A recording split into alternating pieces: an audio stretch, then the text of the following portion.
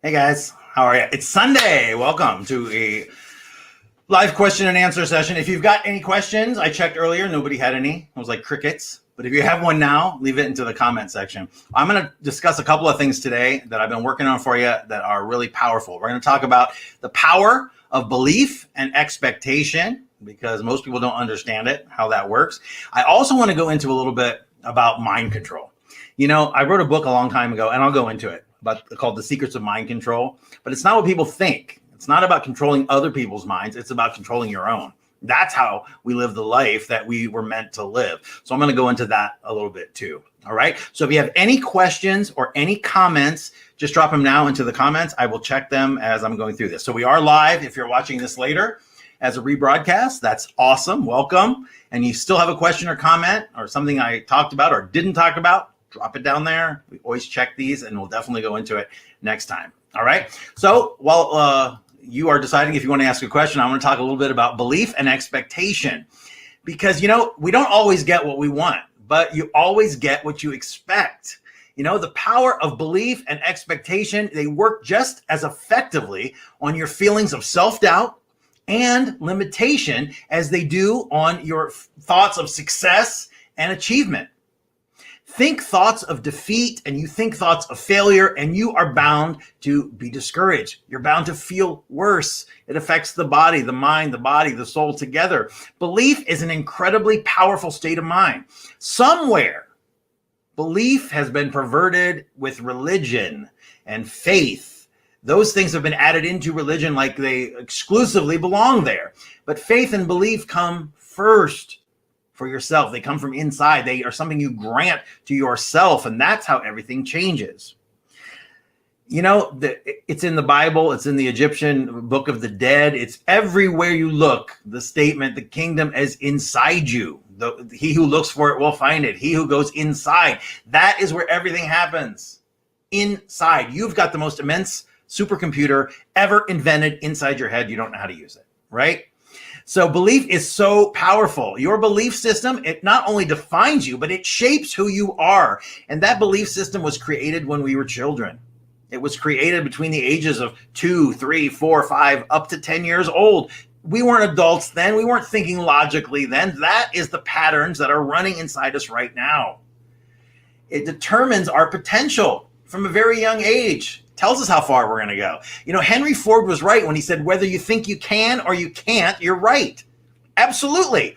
If you look at the mountain and say, I will never climb that, guess what? You're never going to climb it. Your belief system is like your computer. It doesn't judge what you input. It simply accepts it as the truth. Think about that. Earl Nightingale, when I first started this journey years and years ago, one of the greatest gifts ever was the gift of Earl Nightingale. And if you've never listened to the what is it called? The something secret, greatest secret.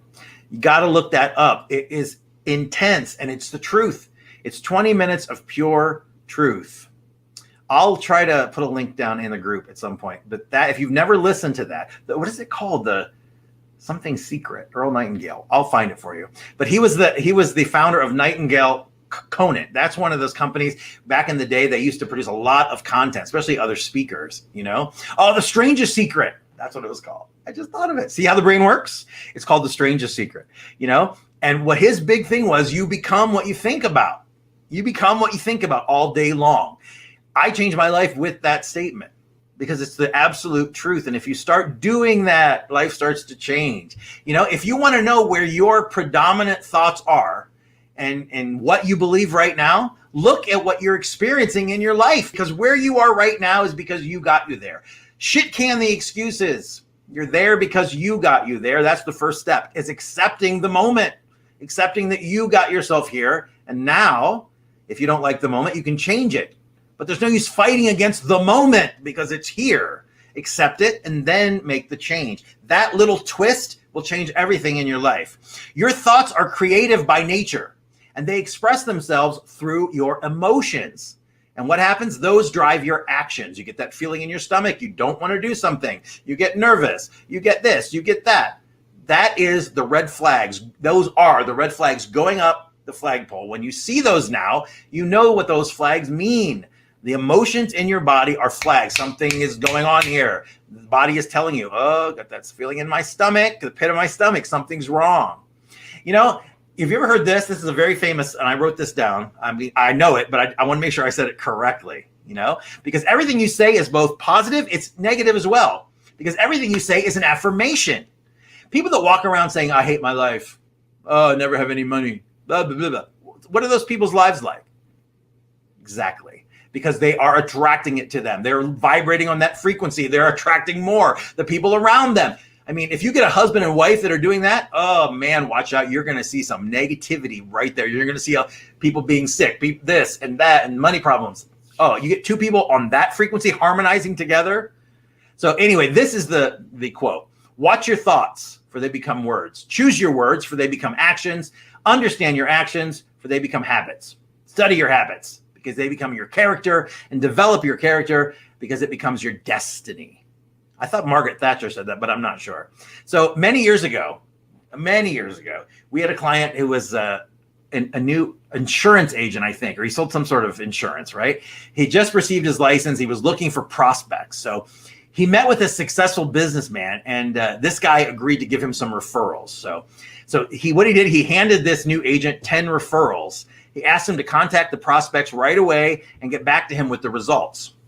So 2 weeks later, the salesman dropped by the businessman's office to give him feedback and ask for more referrals. The insurance agent was pleased to announce that he had been very successful. He proudly stated he had already contacted and sold insurance policies to 7 of the referrals and was still attempting to contact the other 3. After thanking the businessman for giving him the 10 prospects, he asked him if he thought of any other referrals. And the businessman smiled and said he was very busy at the moment and surprised the insurance agent by handing him a phone book. The businessman informed him that the previous 10 prospects were not his personal contacts, but rather names he had selected at random from the phone book. He suggested that the salesman go ahead and get the next 10 prospects himself. The astute businessman taught this new salesman an extremely valuable lesson that he had learned at the beginning of his career that made all the difference. It's in the power of belief and in expectation. The salesman had made those sales on the belief that he had been given 10 preferred prospects. Therefore, he was confident and he was eager to contact those leads. And he expected to make the sales with little or no difficulty. And guess what? He did. What is your belief about your life right now? What are your expectations about change and success? Belief is the most powerful state of mind there is. It changes everything. If you believe something to be true, you make it true in your life. Okay, let me check. No questions yet. If you have anything you come up with, you want to drop it down below, that's fine, all right? And I'll get to them later. I also want to talk a little bit about mind control. I got a cool graphic for you. Look at that, yeah. You know, several years ago, I wrote a book called The Secrets of Mind Control. And the thing is, everyone thinks mind control means controlling someone else's mind. And really, mind control, the secret to success in life, in whatever area you need it, is controlling your own mind. It's not controlling the mind of someone else, making them do what you want. It's changing your mind. And the most successful people among us know that. So today, I want to take a few moments. I want to talk about how to control your mind. It makes you the master of your own destiny. Your mind is literally the most powerful tool that you have for creation in your life. Creation of good, rewarding, bliss-filled, abundant life. But if you don't use it correctly, and most people don't, it can be the most destructive force in your life. To control your thoughts means to influence the way you live your life. Your mind, well, more specifically, your thoughts, they affect your perception and therefore your interpretation of reality. You know, I've heard that the average person thinks 70,000 thoughts a day. Holy shit, that is so much, especially if they're unproductive, self-abusive, and just a general waste of energy. We are negative thinkers. We are programmed that way. Since the moment we are born, we're brainwashed and programmed by the world around us. And that programming is destroying our lives. Stop and listen to the thoughts inside your head and see how negative they are.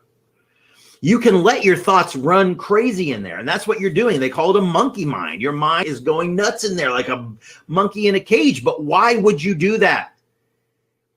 It's your mind. It's your thoughts. You are in control. So what does that mean? It means take your power back. Take back your control. If you're not happy with where your life is going, stop trying to change the outer world. Stop trying to get someone to make you happy or a job that will make you fulfilled. That's all bullshit. It's inside. Choose to be the person who is actively and consciously thinking your thoughts. The voice in your head is just the conditioned past. It is not telling the future, and it's not, you don't have to listen to that voice. It's like having a bitchy roommate 24/7 narrating your life. You've got to become someone who can control your thoughts. You have to become the master of your mind. There's a reason I called myself the mastermind for the last 20 years as I perform all over the world. Again, it's not egotistical. It's mastering your mind. This is possible when you master your mind, because when you change your thoughts, you change the way you feel. And you will also eliminate the triggers that set off those feelings. My friends, everything that has ever happened to you is on the videotape that's running inside you. You can choose to go back and look at that video and try to figure out why you did something or didn't do something, but you can't. It's on that videotape. So you can look at it, but you can't change it. And that's what we try to do. And what does that mean? We're living in the past. When you're knee deep, neck deep, buried in the pictures of the past, wishing and wanting and hoping. Bullshit. You get no peace of mind that way. This is all about a greater level of peace in your mind and then in your life. Now, there's a few thoughts that are not of my choosing, right? And then you realize it's a response from programming. I am the master of my mind. So now I can make my mind peaceful. Yours can be too. When I was younger, my life was so filled with anxiety, and I never knew why. I was making fantastic money. I was touring the world. I was doing all the things I thought I wanted to do. I would wake up in a sweat, so filled with anxiety and fear, always afraid of losing something, no matter how much I had. That is no way to live. And now to not have that, it's like a giant gorilla that's removed off of your back. So first, ask yourself this: who is thinking my thoughts? Before you can become the master of your mind, you have to recognize that you are currently, right now, at this moment, at the mercy of several unwanted roommates that live up there in your head, because they have control of your thoughts. Now, if you want to be the boss of those people, and of course you do, you must know who they are, what their motivation is, and then you can take charge and evict their asses. So here are 4 of the roommates in your head that create unhealthy and unproductive thoughts. Try to figure out which one you have. Do you have all of them? Do you have 1 or 2 of them? Here they are. The inner critic. This is your constant abuser. This person is a conglomeration of other people's words. Many times it's your parents, your older siblings, people in authority figures when you were children. Thoughts you've created based on your own or other people's expectations. Listen to that again. Thoughts that you've created based on your own or other people's expectations. Comparing yourself to other people, including those people in the media on Instagram showing you their great lives, in their rented house or getting off of an airplane that they snuck into on the airport tarmac or something. The things you told yourself as a result of painful experiences. So these are things like betrayal and rejection. Your interpretation creates your self-doubt and your self-blame, which are most likely undeserved, especially in cases of rejection and betrayal. Self-doubt and self-blame, those are things that get you looping into questions you can never answer. Why is my life so horrible? Why am I such a piece of shit? Whatever it is. The inner critic is motivated by pain, by low self-esteem, by lack of self-acceptance, and lack of self-love. Why else would this person abuse you? And since this person is you, why else would you abuse yourself? Would you let any person on the outside treat you this badly? You would not. Number 2 is the worrier. Oh boy, the person who lives in the future, the world of what ifs. The worrier is motivated by fear, which is often irrational. It has no basis. Things will never be like you think they will be. Not exactly.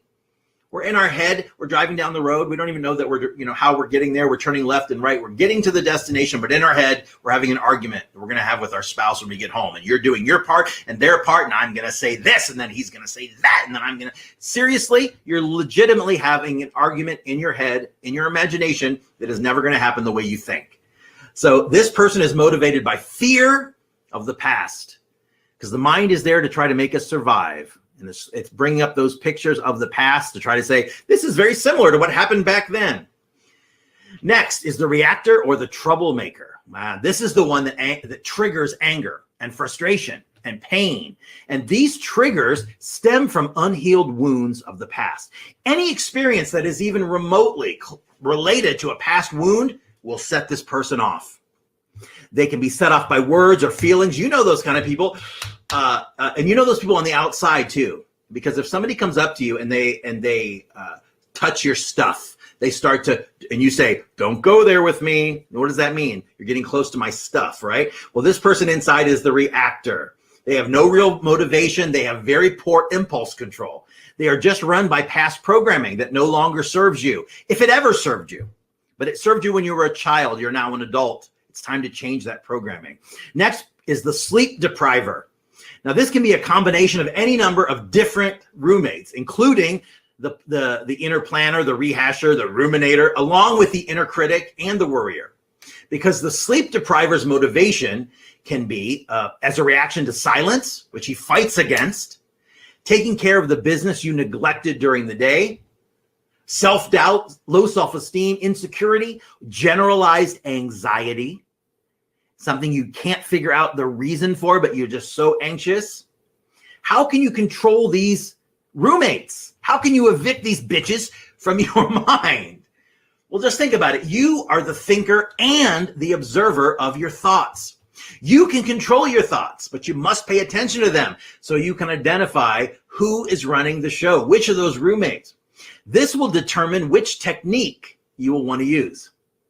Begin each day with the intention of paying attention to your thoughts and catching yourself when you're thinking undesirable ones. There are 2 ways to control your thoughts. Now, the first technique is called interrupt and replace them. The second is eliminate them altogether. Now, the second option is what is known as peace of mind. The technique of interrupting and replacing is a means of reprogramming your subconscious. Eventually, the replacement thoughts will become the go-to thoughts.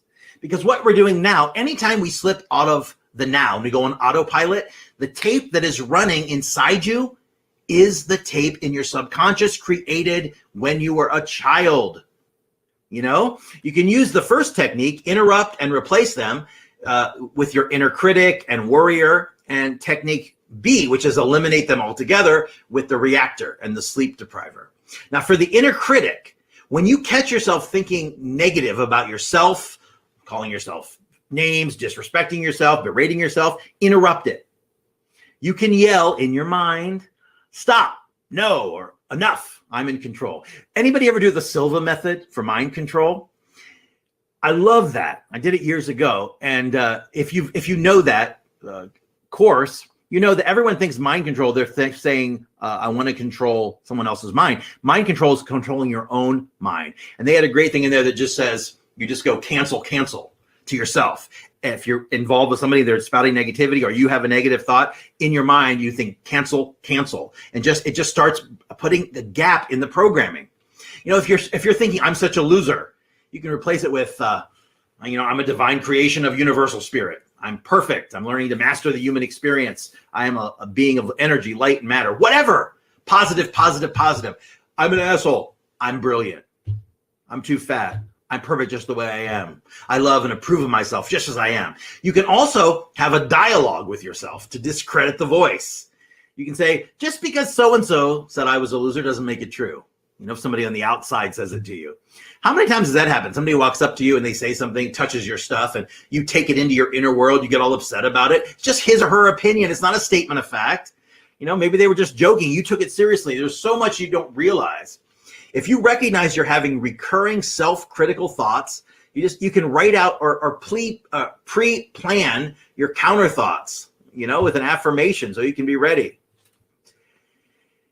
For the worrier, prolonged anxiety is mentally, it's emotionally, it's physically unhealthy. It can have long-term health implications. Disease, dis-ease, not at ease, disease in the body.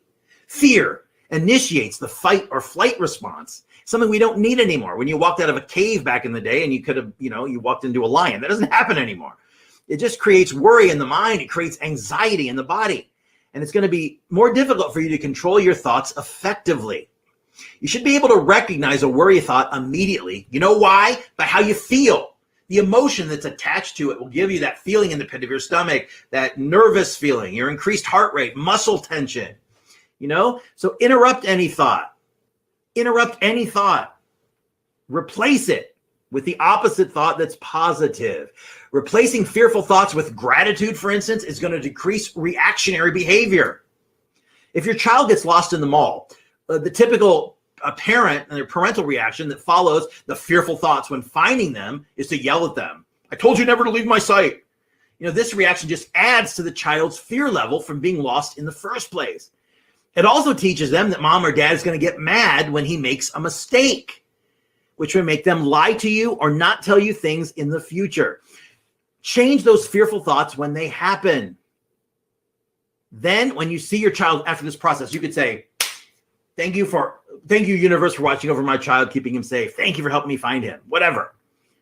Now, for the troublemaker, permanently eliminating this roommate will take a bit more attention and reflection after the fact to identify and heal the cause of these triggers. But until then, you can prevent the reactor from getting out of control by initiating conscious breathing. What do you mean conscious breathing? I know how to breathe. I'm alive. We don't breathe correctly. We don't take deep breaths in and out. We are so bad at breathing in this world today with so much going on. The reactor's thoughts or feelings activate that fight or flight response, just like the worrier. And the psychological signs of his presence will be the same. With a little attention, you should be able to tell the difference between anxiety, fear, frustration, or pain. And when you start figuring out which is which, you start to figure out what the triggers are, and then they start to disappear. You've probably heard the suggestion to count to 10 when you're angry. Well, you can make those 10 seconds much more productive if you're breathing consciously. Conscious breathing is really as simple as it sounds. It's just being conscious of your breathing. It's taking your attention, your focus off of everything that's going on in your mind, paying attention to your breath, taking deep breaths in and out. As you breathe in through your nose, you feel the air entering your nostrils. You feel your lungs expanding. You focus on your belly rising. And then you breathe out through your mouth. You feel your lungs emptying. You focus on your belly falling. Do this for as long as you like. Leave the situation if you want. This gives the adrenaline time to normalize. Now you can address the situation from a much better place because you're calmer and you're more rational and your perspective is different. What happens? You avoid damaging behavior and you'll be so much more in control of your thoughts. And the more you do this, the more gap you create in your programming. And the more that happens, the more you're able to reprogram yourself. It's magic. One of the troubles of these roommates, especially if they add to the sleep depriver, because the more and more that you are sleep deprived, the worse and worse everything gets, right? So you got to start evicting those roommates. Master your mind. Find the real motives. What's the inner drive? What's keeping you from moving, right? Now, if you are somebody who can't sleep and you have that sleep depriver in you that keeps you up all night worrying about what you didn't do that day or what you got to do tomorrow, it means you can't turn off your mind at bedtime. And that inability prevents people from falling asleep, and then they don't get the rest, and the next day is screwed. So that happened to me all the time. Here's how I mastered it, and you can too. Focus on your breath right before you go to sleep. Pay attention, just like I described, to the fall and rise of your stomach. Then I came up with a replacement strategy that eliminated uncontrolled thinking. Imagining the word in while breathing in and thinking the word out while breathing out, I would do, and I still do it, I would make the word long to match my breath as I went in, right? So in my mind, I'm thinking in as I breathe in, out, to match my breath. And then if I catch myself thinking anything else, I shift right back to in and out, right? With this technique, I'm still thinking, but the wheels are no longer spinning out of control. I'm in control of my mind and my thoughts, and I choose quiet. I choose sleep. Now, the first time I did this, I started to yawn after literally 5 minutes. And now I am in sleep within 10 minutes of going to bed. For really difficult nights, if something really intensive is going on, I also like to add something where I hold my eyes kind of in a looking up position. Like you're looking up, your eyes are closed, you're looking up. Like imagine you're looking through your third eye in the middle of your forehead, inside, you know? If you have trouble falling asleep because you can't shut off your mind, you got to try this. I use it every night, and I guarantee you'll be sleeping better tonight. You can use this technique anytime you want to fall back to sleep. If you wake up too soon, that used to happen to me all the time too. Wake up at 3 a.m, and then you're wide awake, right? If you want to shut down your thinking, you want to calm those feelings and simply focus on the present, because the past does not exist. The past is just former nows. The future will never be here, because when it does, it will be now. All we have is now, and this is the only time we can make lasting change. So the mind, my friends, is a tool. It's like any other tool. It can be used for constructive purposes. It can be used for destructive purposes. You can allow your mind to be occupied by unwanted, undesirable, and super destructive roommates, or you can choose desirable people, just desirable tenants like peace and gratitude and abundance and compassion and love and joy. That's what we want. That's what it's all about. Your mind is your enemy, and it should be your best friend. It should be your biggest supporter. It should be someone who helps you, someone you can count on to be there and encourage you. You can be in control of your thoughts, my friend. The choice is completely up to you.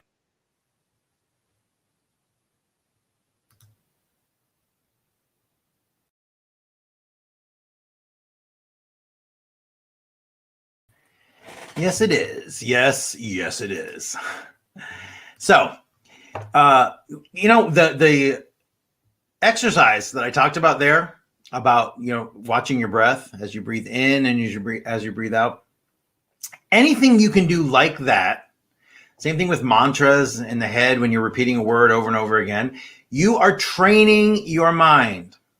I don't care who you are or what you think and how you think that these life changes happen. They will not happen without some form of meditation and without the ability to get control of your mind, because your mind is destroying your life. It's keeping you from happiness. It's keeping you from wealth. If you have wealth, it's keeping you from something else. Because our mind is made up of that programming. The people that don't know it are walking around with that tape going in their head, that old rusty programming that's been in there for decades and decades and decades. So anything you can do to work on your focus. In life, to be successful, you need unwavering focus. You need to be able to focus your life force energy. That's your willpower. Your attention and your intention on what you want in life. By having a mind where there's a million things, people yelling and arguing, you're in the past and the future, all this shit going on inside your head, it's like a giant smoke screen between you and the life you want to live. You can eliminate all that crap by taking control of your mind. You're the boss. You are the boss. It's not the other way around, even though we think that. We think we're a slave to the mind because we're used to letting our mind go crazy. Our mind is responsible for people killing themselves. Nobody's ever committed suicide without their mind telling them to do it. Think about it. Your mind can be the most incredible friend you've ever had. It can be your most bitter enemy. And for most of us, that is what's going on. It is crazy. So I don't care what you think about airy-fairy meditation, all this BS. You have to do it. You have to do some form of meditation. It's the only way it works in this busy, hustle, bustle existence we live in. Because the kingdom is inside you. Everything that you want is inside. The connection, everything you need to get it is there. But you got to go in, not out. We're all going out. I want the job, the house, the this, chase, hamster wheel. You never get it. You're always one step behind, it seems, right? So you got to get control of your mind. And the first way to do that is meditation, because it gives you the ability to focus.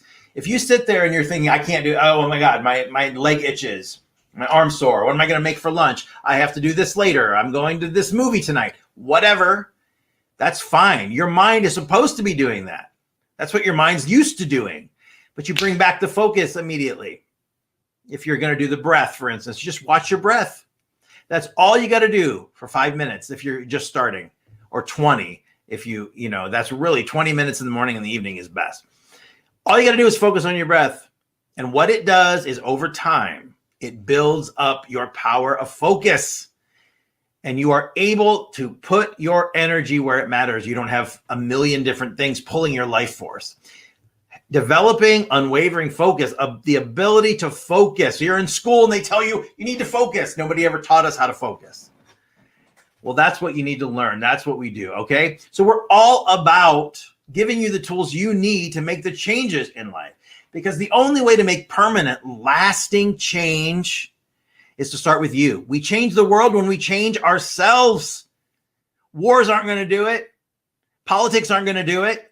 You do it by changing yourself. And then everyone changes by osmosis. Everyone starts changing. The world changes. That's the only way that it works.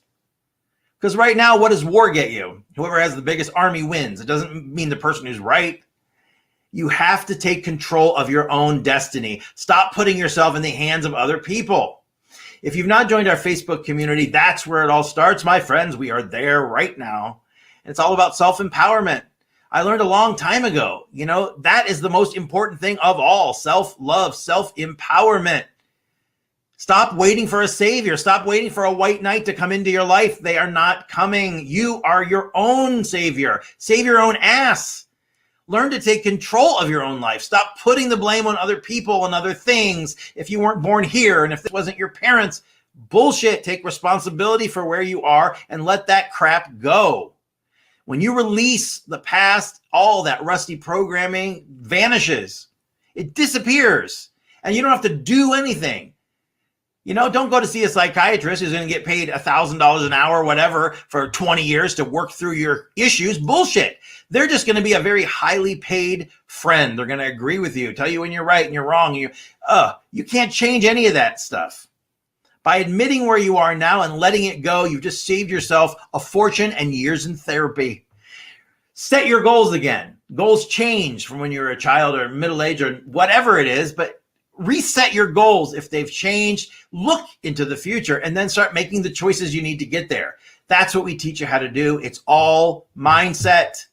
Forget everything else, because without control of the mind, you are never, ever going to make any kind of lasting change. It's like putting a Band-Aid on a gunshot. Not going to work. It's just the surface mind.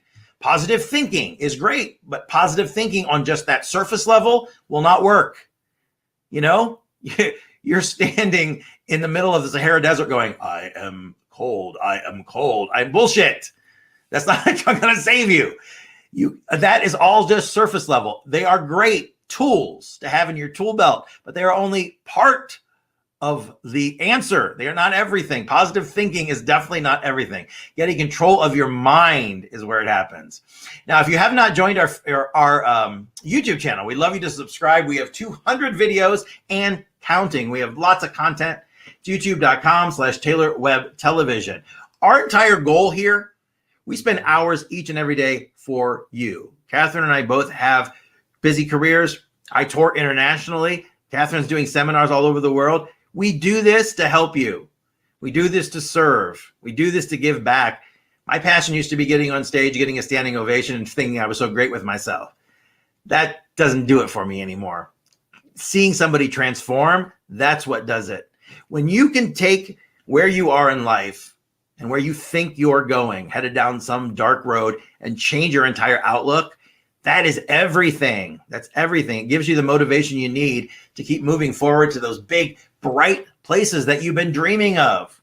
And, if you can dream it, you can do it. I know that sounds like such a motivational speaker cliche, but it's true. And if you need some extra help, if you're somebody out there who's thinking, this sounds like me, I understand it, but I'm not quite sure how to implement it in my life, well, I can help you. I have my personal mindset coaching. We do that. I take 10 students at a time. We have one spot open. If you're interested, go take a look right now. It's brentwebb.info/coaching. Clever. brentwebb.info/coaching. It's time to stop hitting the snooze button on your life and start living the life that you've always dreamed of. Absolutely. I mean, why wait, right? I'm going to be back tomorrow, and I'll have a brand new episode of Brainwashed. We're also going to be doing more of these videos. I'm going to be popping in and out. We're going to work on getting our engagement up in the Facebook community. You can help. Do you want to help us? If you like our content, if you like what we're doing, if you like the message that we're putting out there, because it's not just a message, it's a movement. Change ourselves, change the world. That's how it works. That's how you do it. And that's the message we're trying to get out there. Invite your friends to join us. Like everything. Subscribe to our YouTube channel. We have thousands of community members on Facebook, and we have 300 subscribers. So that's definitely off, right? Go help us out. Help us with our engagement. Get this word out to a bigger and bigger and bigger group. That's how you can help us. That's how you can help us if you enjoy our content, because it's all for you. If you're using this content and it's helping you, we want to know about it. Drop us a message. Let us know. If you need help with something, send me a private message. We're here to help. I know that it's not easy. And I know we all think we're stuck and this is all there is for us, but it's not. I promise you, there is so much that you just don't know. It's like the old saying, there are things that we know that we know. There's the things that we know that we don't know. Like, I know I don't know how to water ski, but I know it. I know I don't know. But the most important thing of all, those are the things that we don't know that we don't know. Because there's so much more. If you're operating from a golf ball size consciousness, you're only going to get a golf ball size reward. You've got to expand your consciousness. You got to take control of your mind. That's what we're all about. Nothing else will work until you get control of that. Okay. So back tomorrow with a new episode of Brainwash. Any questions or comments? You're watching this later. First of all, share it. Get this thing out there. But second, drop your questions, your comments down below, and I'll get to them next time. All right. Have a fantastic Sunday or Monday, wherever you are in the world. Go out and enjoy yourself. It's raining here in Ohio. Does that matter? No. People, it's raining, so my day's ruined. Enjoy it. Embrace it. The moment in front of you is yours, so take it. All right? Don't worry. Be happy and feel good. See you tomorrow.